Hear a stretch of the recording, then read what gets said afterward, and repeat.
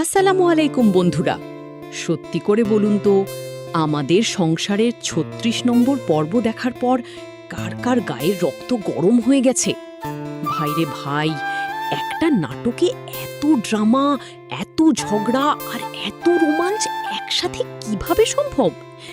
একদিকে মৌরিন আর সাথীর সেই লেভেলের চুলোচুলি আর মারামারি, অন্যদিকে মাঝরাতে কলা খাওয়া নিয়ে এলাহি কাণ্ড। কিন্তু আসল খেলাটা তো শুরু হতে যাচ্ছে আগামী ৩৭তম পর্বে। এমন কিছু ঘটনা ঘটতে চলেছে যা এই পরিবারের সবাইকে একদম তছনছ করে দেবে।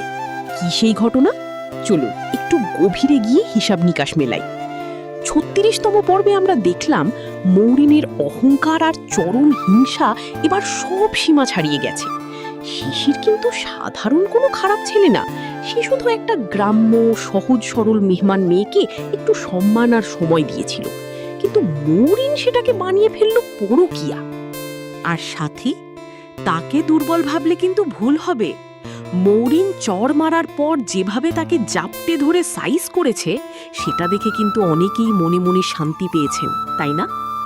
তবে সবচেয়ে ভয়ের বিষয় কোনটা জানেন? যখন আলিফ ঢাকার বাইরে চাকরির ইন্টারভিউ দিতে গেল আর শখকে বলল সাবধানে থাকতে, কারণ এলাকার সেই বখাটে ছেলেগুলো কিন্তু এখনো ঘাপটি মেরে বসে আছে। তাহলে আগামী পর্বে কি হতে চলেছে? কান খুলে শুনুন। প্রথমত, শখের উপর নতুন বিপদ। আলিফ ঢাকায় নেই, এই সুযোগটা কি এলাকার মাস্তানরা নেবে? শখ যদি কোনো কারণে বাসা থেকে বের হয়, তবে কি এক বড় ধরনের বিপদে পড়তে যাচ্ছে সে? দ্বিতীয়ত, মৌরিনের নতুন চাল। মৌরিনের কাল থেকে নতুন চাকরি শুরু, কিন্তু সে অফিসে যাওয়ার আগেই শ্বশুরবাড়িতে এমন এক অশান্তি পাকাবে যে শিশির হয়তো বাধ্য হবে কোনো চূড়ান্ত সিদ্ধান্ত নিতে। মৌরিনের এই অহংকার কি শিশিরকে ডিভোর্সের মতো কঠিন সিদ্ধান্তের দিকে ঠেলে দেবে? তৃতীয়ত, সাথী কি সত্যিই বাড়ি ছাড়বে? বাড়ির বড়রা সাথীকে বিদায় করার যতই পরিকল্পনা করুক, সাথী কিন্তু এত সহজে মাঠ ছাড়ার পাত্রী নয়। সে কি শিশিরের প্রতি দুর্বল হয়ে এই বাড়িতেই থেকে যাওয়ার নতুন কোনো ফন্দি আঁটবে? বন্ধুরা, এখন কথা হচ্ছে এই চরম উত্তেজনাকর ৩৭তম পর্বটি আপনারা কখন দেখতে পাবেন? আপনারা জানেন, red films entertainment YouTube channel তাদের দর্শকদের বেশি দিন অপেক্ষায় রাখে না।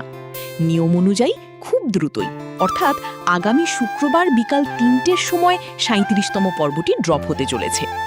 আপনাদের কাছে আমার একটা সোজা প্রশ্ন: এই নাটকে মৌরিনের এই অতিরিক্ত অহংকারকে আপনারা কিভাবে দেখছেন? মৌরিন নাকি সাথী, কে বেশি ঠিক? ঝটপট আপনার মতামত নিচে কমেন্ট বক্সে লিখে ফেলুন। ভিডিওটি ভালো লাগলে লাইক ও শেয়ার করতে ভুলবেন না। আর আমাদের সংসারের সব গোপন আপডেট সবার আগে পেতে চ্যানেলটি এখনই সাবস্ক্রাইব করে রাখুন। দেখা হচ্ছে পরের পর্বে। ভালো থাকুন সবাই। আসসালামু আলাইকুম।